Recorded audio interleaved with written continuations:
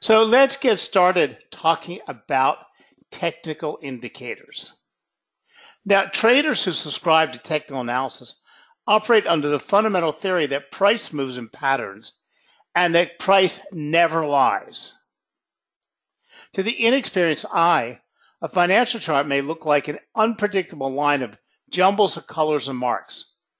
But these traders are watching charts to pick up on the subtlest of indicators of where share prices or asset prices could be headed next. Now, let's talk about technical analysis. Technical analysis could be called chart analysis, because anything you do on a price chart falls into the realm of technical analysis. Even just looking at a chart is technical analysis. Putting a support and resistance line on, looking at volume, looking at candlesticks, all classified as technical analysis. Now, we often mix up the field of technical analysis with technical indicators. So a lot of people, when the minute you say technical analysis, they start talking about stochastics and MACD and RSI and CCI and all these other kinds of what are actually called indicators. And technical indicators is only one small sector of the whole field of technical analysis. Now, there are literally thousands of technical indicators out there. You and I will never know them all because there's all kinds of new things and little things that people are coming up with all over the place. Now, the old standard ones are what most of us use, and there's still hundreds of them. But the main similarity between technical analysis indicators is that they all use the same basic pieces of information. All technical analysis indicators are based on the open, the high, the low, the close, and volume. Now, once you have those 5 numbers, you can put them together in all types of different variables, all different kinds of formulas. But they all can only use that information. So when we talk about these things, and most technical indicators are put below the chart, below the price chart, although there are a lot of them that are also overlaid over price. So let's pull up a chart and let's take a look real quickly. Okay, so in most cases, the technical indicators will be located below the price action of your charts, okay, because these are indicators. Now, there are a couple indicators like Bollinger Bands or a simple moving average, which are actually dropped on over top of your charts.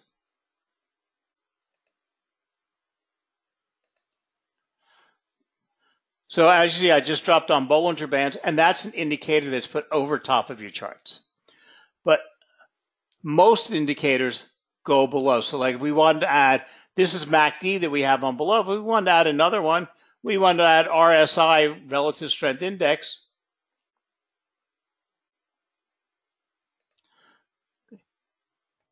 That would be dropped below again. And we could have a long list of technical indicators below and on the chart. Now, there are many different types of indicators, but these indicators fall into two groupings, basically, what we call leading and lagging. Now, unfortunately, many of us hear the word lagging and think that's a negative connotation, and we all want to be leading. But lagging is not a negative connotation when we're talking about indicators. Lagging indicators are those who follow the price action. They give a signal after the trend or the reversal has started. Where a leading indicator are those that lead the price movement. They give a signal before a new trend or a reversal occurs. So in other words, things like RSI and stochastics give us overbought and oversold. These would be leading indicators because they're telling you that something is about to happen. So we have leading and lagging. Again, no negative connotation. So we have indicators that are dropped over price, indicators that are dropped below price. We have leading indicators and lagging indicators. And we have to know what type of indicator we're using because we don't want to end up with 3 indicators that do the exact same thing. Or we don't want to have an indicator that we don't know what it's telling us. Is it telling us the trend is about to change or it just changed?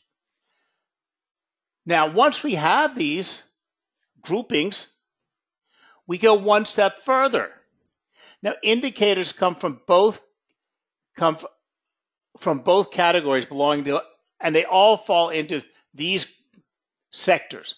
We have trend indicators, we have momentum indicators, we have volatility indicators, and volume indicators. Now, we wouldn't necessarily want to use 3 indicators that all told us trend, indication of trends, and not have something that's telling us volume or volatility or momentum. So we need, then, like I said, break them down.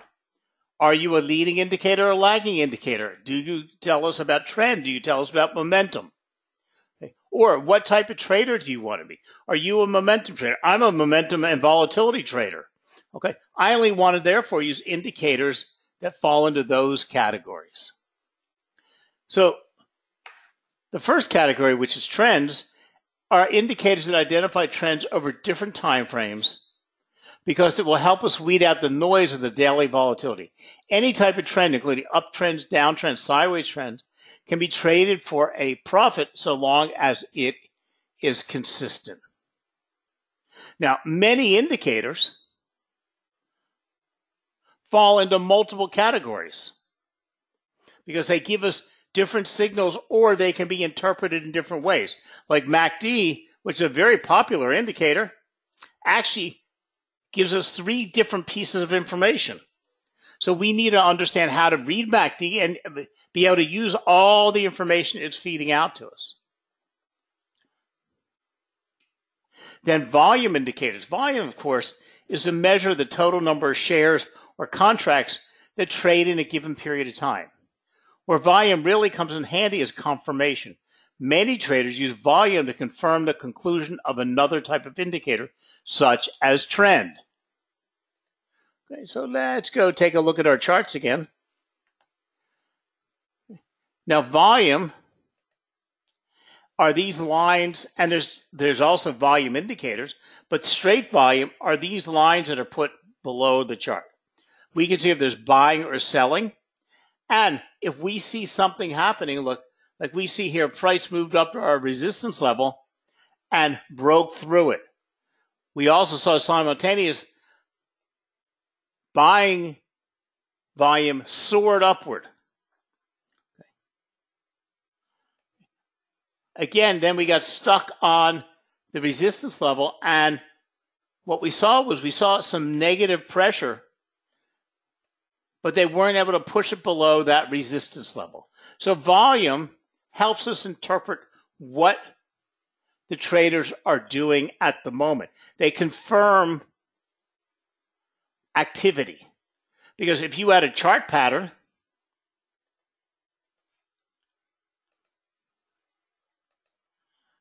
let's see if we can find some. So here we had a very nice channel. We have our support and resistance levels on here, and we were expecting price to come down. Now we have our volume down here, and what happened was as it hit the support level, what did it do? It bounced up and broke through the trend channel and moved out. What we saw was also an increased buying pressure. Buying volume soared. So it confirmed this breakout. And look at that. Price has not returned into that channel since it broke out. So volume is an important indicator and used for confirmation. And there's other types of volume indicators that calculate all the volume together, but we'll talk about those shortly.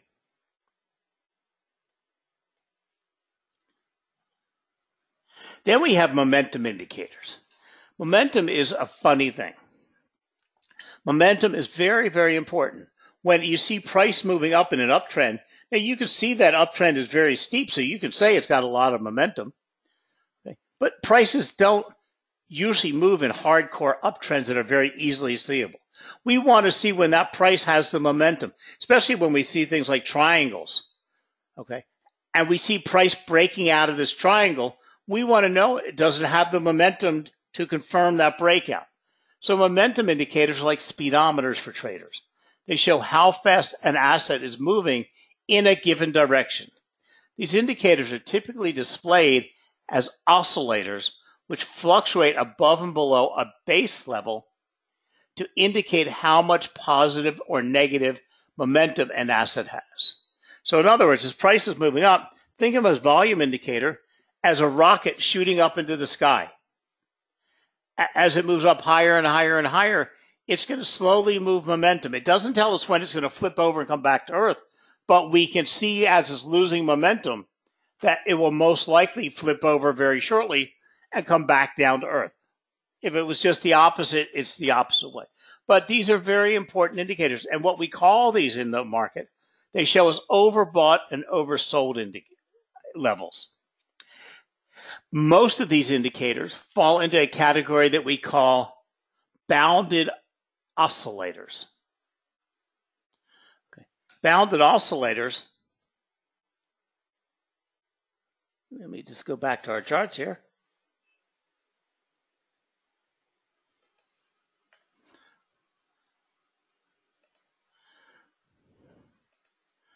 Okay, bounded oscillators are like RSI that we dropped on the chart here, down here, because they will always calculate between 0 and 100. Okay. The mathematical formulas always make them come out between 0 and 100. So they are bound between that range. Other ones will come out always between -1 and +1, or 50 and 500. Whatever, they are bounded in this range. And they oscillate because they go up and down and up and down. So like if we look at MACD up here, MACD is also an oscillator. Okay, and it functions based on a zero line and moves up and down. So it's not bounded because it can go up higher and lower. So it's not a bounded oscillator. It's just an oscillator because it oscillates between, or it oscillates around a center line of 0. So we have oscillators, bounded oscillators, we have indicators, and then above, like we have here, is Bollinger Bands, which is in the area that's called an envelope, and it goes around price. But what did I tell you? They're all based on the standard calculations of using the open, the high, the low, the close, and possibly volume in their calculations. So I'm going to share with you a presentation that hopefully will explain this as well or give you some visual information. And then we're going to go on with our class, and we're going to talk about the most popular indicators.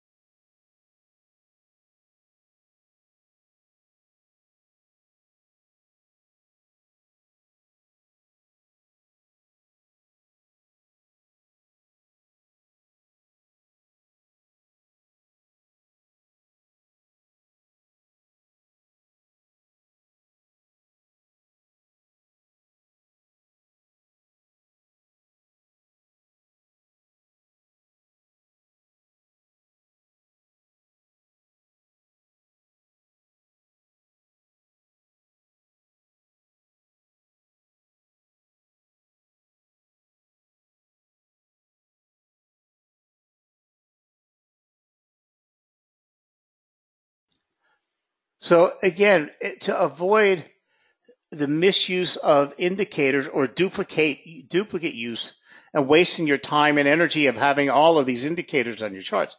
You need to know which ones are which.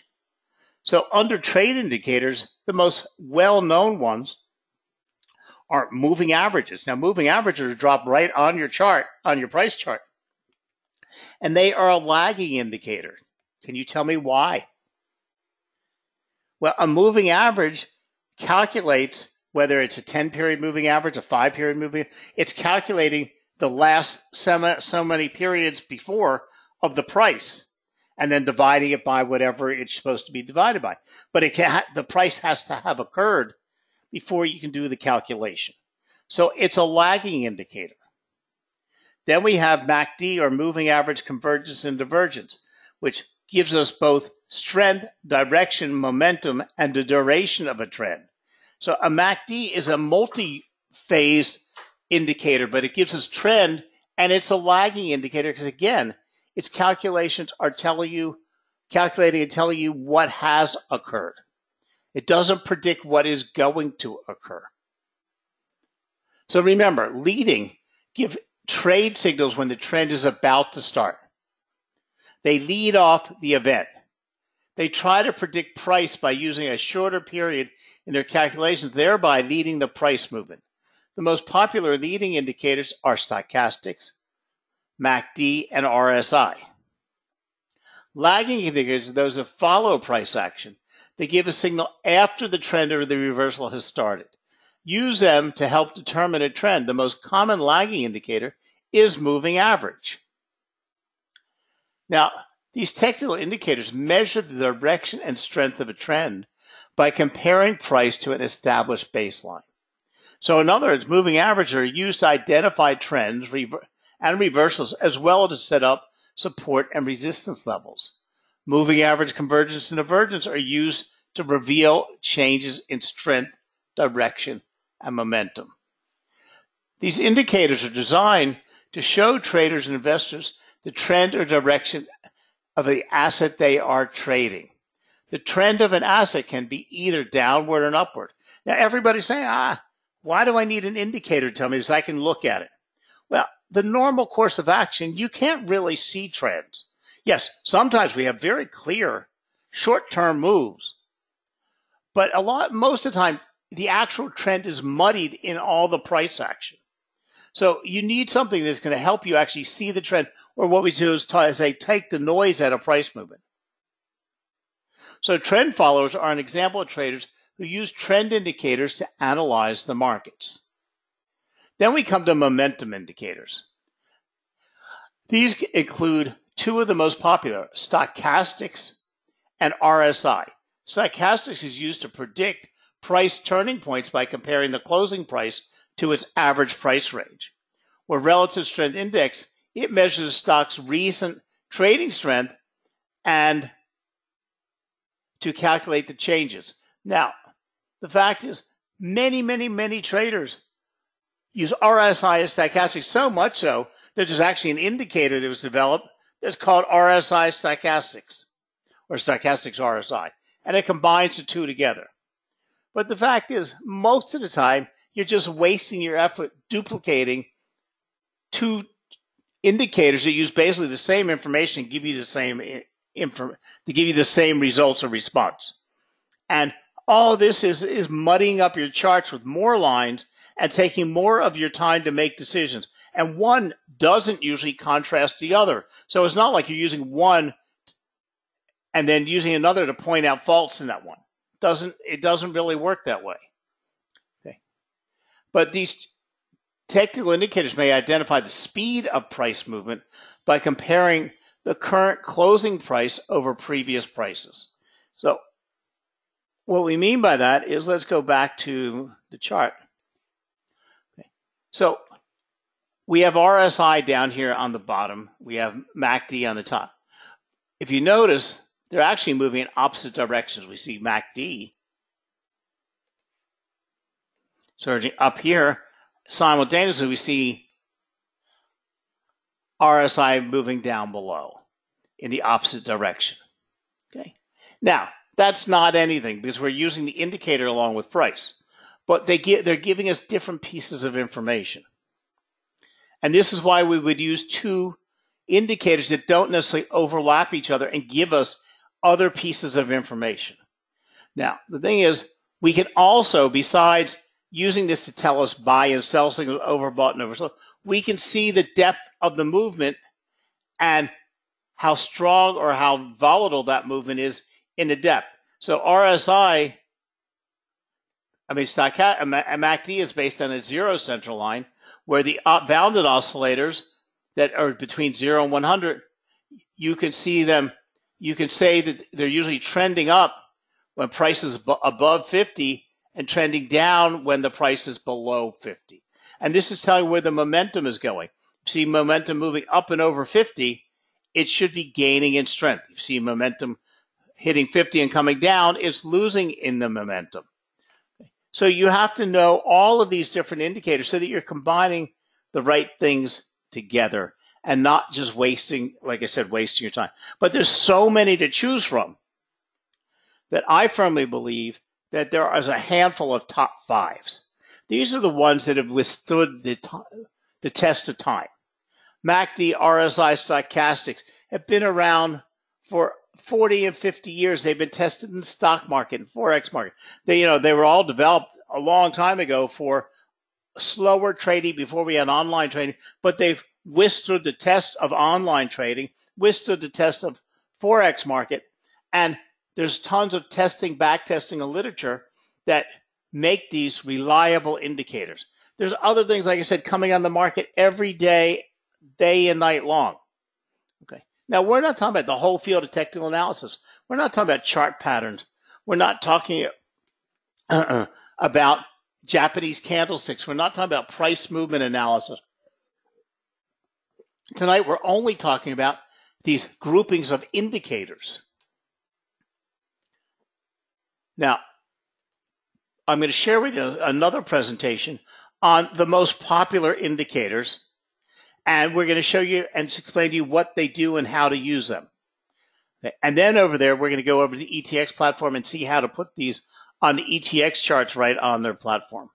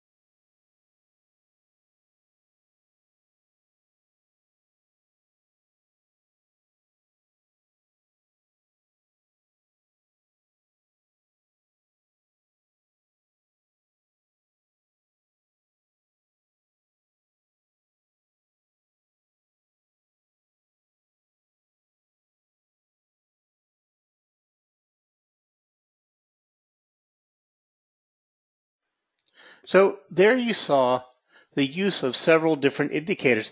But if you notice, we weren't duplicating the same indicator, an indicator that does the same thing. We're using indicators that give us different pieces of information and using them together to confirm or find a trade. I believe that nobody should be using more than one or two indicators. Between using trend lines, support and resistance levels, chart patterns, and one or two indicators, you have your hands full. When you start adding 4, 5, 6 indicators on a chart, it takes you so long to make a decision, and you have a 50% being right and 50% being wrong. All you're trying to do is look for enough to give you an indication or increase the odds in your favor or alert you to something that's happening. Now, indicators serve three broad functions: to alert, to confirm, and to predict. An indicator can act to alert to study price action a little bit more closely. So for instance, if momentum is waning, it may be a signal to watch for a break of support. Or if there's a large positive divergence building, it may serve as an alert to watch for resistance breakout. Indicators can be used to confirm other technical analysis tools. If there is a breakout on the price chart, a corresponding moving average crossover could serve to confirm it's a breakout. Or if a stock breaks support, and a corresponding low on the on-balance volume indicator could serve to confirm the weakness. Some investors and traders use indicators to predict the direction of future price movement. Now remember, indicators indicate. This may sound pretty straightforward, but sometimes traders ignore price action of a security and solely focus on indicators, which is a big mistake. Price is the only determining factor on your chart. Price action is ultimately what is important. So indicators filter price action with formulas. As such, they are derivatives and not direct reflections of price action. This should be taken into consideration when applying analysis. Any analysis of an indicator should be taken with the price action in mind. What is the indicator saying about the price action of security? And is the price action getting stronger or weaker? Even though it may be obvious when indicators generate buy and sell signals, and I hate to use that word, buy and sell signals. I prefer calling them transaction alerts, because no indicator should be telling you to buy or sell anything. Okay? They're alerting you. There's a possible transaction that you can make. They're saying there's a possible buy alert. They're not a signal. They're not telling you to do anything. So I consider them transactional alerts. The signals should be taken in context with other technical analysis tools. An indicator may flash a buy signal, but if the chart pattern shows a descending triangle with a series of declining peaks, it could easily be a false signal. So as always in technical analysis, learning how to read indicators is more of an art than a science. And that's very true. From this class, you're not going to walk out of here knowing what to do. We have, in fact, in the month of March, the schedule is posted, we have a 1-hour class on RSI. We have a 1-hour class on MACD. We have a 1-hour class on Bollinger Bands. We have a 1-hour class on Stochastics. Okay. And still, that's still not enough to learn how to use them. We have a 1-hour class on chart patterns. We have a 1-hour class on trend lines and trends. Okay. Each of these is a learning experience, and you're not going to learn one indicator and master it in one webinar. You're not going to master it in a week or a month. It's going to take you a long time. MACD is my favorite indicator, and I've been trading with it for a lot of years, and I'm pretty good with it, but I'm not an expert. So believe me, just take one. For some reason, take one because you like it. I started with MACD because I liked the name, Moving Average Convergence and Divergence. And start learning how to use one and just watch how it reacts. Filter it slowly into your trading decisions. Now let's go over to the ETX platform and actually take a look at how these are actually applied and how you could use these on the charts in ETX.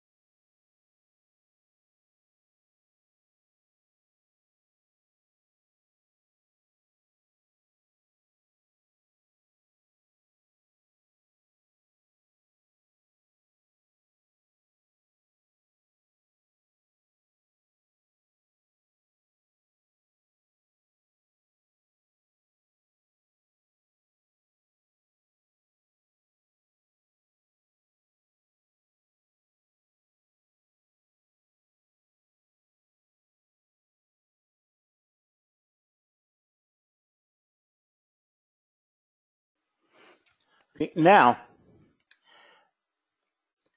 there are literally hundreds of indicators in use today, with new indicators being created every week. Technical analysis software programs come with dozens of indicators built in and even allow users to create their own. Given the amount of hype that is associated with indicators, choosing an indicator to follow can be a daunting task. Even with the introduction of hundreds of new indicators, only a select few really offer a different perspective and are worthy of our attention. Strangely enough, the indicators that usually merit the most attention are those that have been around the longest and have withstood the test of time. Now, I'm going to point out something to you. Okay. And I've started pointing this out a great deal lately, and you might have heard it if you were in our class on Tuesday. You need to understand there are lots of charting systems out there. The thing about charts is their data feeds, how fast the data is being fed into the chart you're using. If you're using free charts from like investing.com or TraderView and you don't have a subscription, you're usually getting delayed feeds. Now, nobody is trying to rip you off. Nobody's taking advantage of you, because when you set up a free account, it tells you that there are delayed data feeds, because data feeds, for every asset, there's a data feed. And all of these data feeds come from all the places around. Like if you're looking for a stock, that, we have to have a data feed from the New York Stock Exchange for Apple. If you're looking for something that's traded on, the FTSE, we have to have the data feed for that stock from the FTSE. And all of that costs a huge amount of money. So when you're looking at free charts, once you go from live data feeds to a slight delay, and we're only talking about seconds, the costs come down significantly. Okay. Not for you, for the whoever's hosting the charts. Now the fact is, charts on the ETX platform are instant. They come to us because we have to have the instant data feeds to offer you trading and offer you prices. So therefore, they're also going right into the charts. Now, what you say, why is this important? Well, you don't want to be trading something that is a little bit old, but it also, that open, high, low, and close that's being fed into charts also affects the calculations being used by your indicators. Because your indicator's doing its calculation based on the open, the high, the low, or the close, and it's using, because it's getting the same numbers from the same place. It's getting it from the same feed that's calculating your charts. So you should always be using charts that are a paid-for subscription or on the ETX platform. Now, the best and the fastest you're always going to get is going to be on the ETX platform. So keep that in mind. When choosing an indicator to use for analysis, choose carefully and moderately. Attempts to cover more than 5 indicators are usually futile. It is best to focus on 2 or 3 indicators and learn their intricacies inside and out. Try to choose indicators that complement each other, instead of those that move in unison or generate the same signals. For example, it would be redundant to use 2 indicators that are good for showing overbought and oversold levels like Stochastics and RSI. Both of these indicators measure momentum and both have overbought and oversold levels. So keep in mind, leading and lagging. Remember, leading influences future performance. Lagging does analysis of past performance. Okay. As their name implies, leading indicators are designed to lead price movements. Most represent a form of price momentum over a fixed look-back period. Now, there's benefits of both. The benefits and drawbacks of leading indicators. There are clearly many benefits to using leading indicators. They give you early warning signals and early exit signals. Okay. Where lagging indicators tell you that something has already happened. So I would want to know, I'd want to use a leading indicator to tell me a trend is about to end, but I'd also want to use a lagging indicator that now confirms that that trend has ended. So because I don't want to trade when a trend is ending. I want to get in after the reversal is confirmed.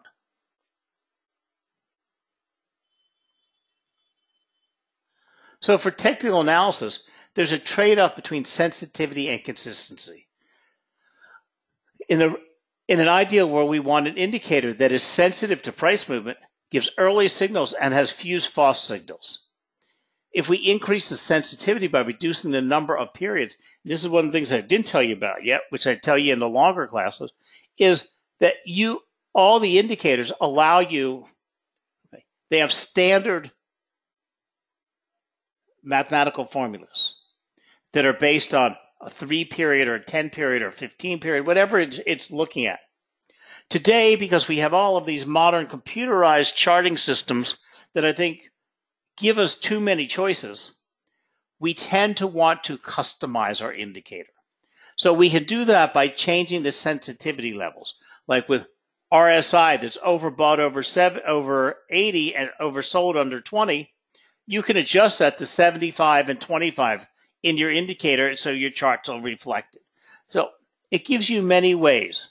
So if we increase the sensitivity by reducing the number of periods, an indicator will provide early signals, but these signals will give us more false signals. If we decrease sensitivity by increasing the number of look-back periods, then the number of false signals will decrease, but the signal will lag, and this will skew the reward to risk ratios.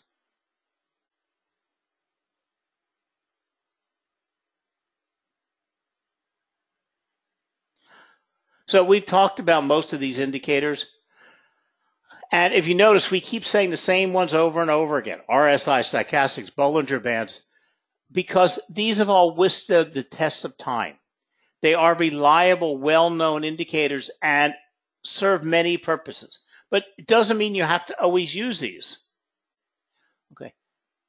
There are some that are newer to the marketplace and haven't withstood the test of time. And remember, markets shift, markets change. Sometimes an indicator is very reliable in a certain type of market, but not so reliable in another type of market. Like MACD is not so good in a range-bound market, where it's very good in a trending market.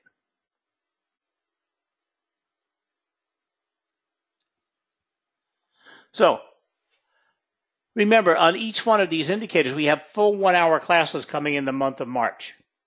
And remember, ETX is a regulated provider, and make sure you're always trading with a regulated provider, and make sure you're using the charts on the ETX platform. And again, as I explained, it's because you get the fastest feeds there. And they're fully customizable. If you haven't really tried them out yet, you'd be amazed. You can do everything with the charts on our platform that you can do with TradingView or anybody else's trading system. You have all the indicators, and you can set them up, customize them, save them. Once you put your indicator on it, you just save it. You never have to put it on again. You adjust the time frames. You can move back and forth from candlestick to line charts to bar charts. And if you want to learn more about our charts, we have an introduction to the platform as well as an introduction to the charts on the platform, which we'll show you all about and how to do it. But the easiest way is to go to the platform and check them out yourself and try using the chart. And now that we have on-chart trading where you can actually generate your trades, move your stop losses and your exit points right on the physical charts, that's really an important feature for you to take advantage of. So thank you very much for joining us, and we'll talk to you next week. The March schedule is posted. We have, I think we have 1 or 2 new classes, and like I said, we have classes on every of the big indicators. And in April, we're launching a whole new series.